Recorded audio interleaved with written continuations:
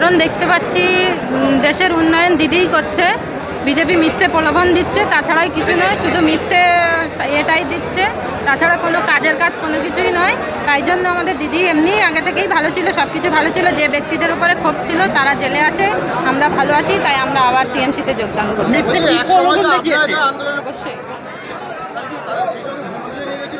ভুল বুঝে নয়, আন্দোলন করেছিলাম যাদের বিরুদ্ধে তারা আজ জেলে আছে, তারা অত্যাচার করেছিল তারা আছে। দিদি তো কোনো দোষ নেই এখানে, না দলের কোনো দোষ নেই, দলের প্রতি আমাদের কোনোদিন কোনো ক্ষোভ ছিল না, কিন্তু বিজেপির প্রলোভনে আমরা গেছিলাম, আবার ফিরে এসেছি।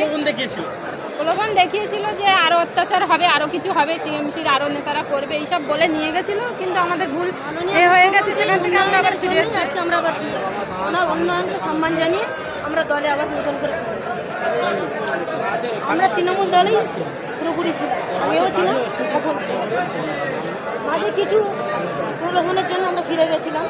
তো বিজেপি আবার আমরা দেখলাম যে না, উন্নয়ন বলতে গেলে আমাদের পশ্চিমবঙ্গে একমাত্র মাননীয় মুখ্যমন্ত্রী করছেন, সুযোগ সুবিধা সব কিছু তিনিই করছেন। তো না, আমাদেরকে ভয় দেখানো হয়, আমরা আন্দোলন মুখ হিসেবে গেছিলাম, আমাদের কেউ ভয় দেখায় ভালো, তারা বুঝতে পেরেছে তাদের নিয়ে মিথ্যে কিছু হয়েছিল, আজকে স্বতঃস্ফূর্তভাবে তারা সেটা তারাই বলবে, আমি কি করে বলবো। যারা জয়েন করবে তাদের কাছে জিজ্ঞেস করবে। 26-এ নির্বাচন, তৃণমূল কংগ্রেস আবার সরকার হবে, আর তৃণমূল কংগ্রেসে এখানে 7টায় আমরা পাবো। বার্তা মমতা ব্যানার্জি 21 তারিখে দেবে।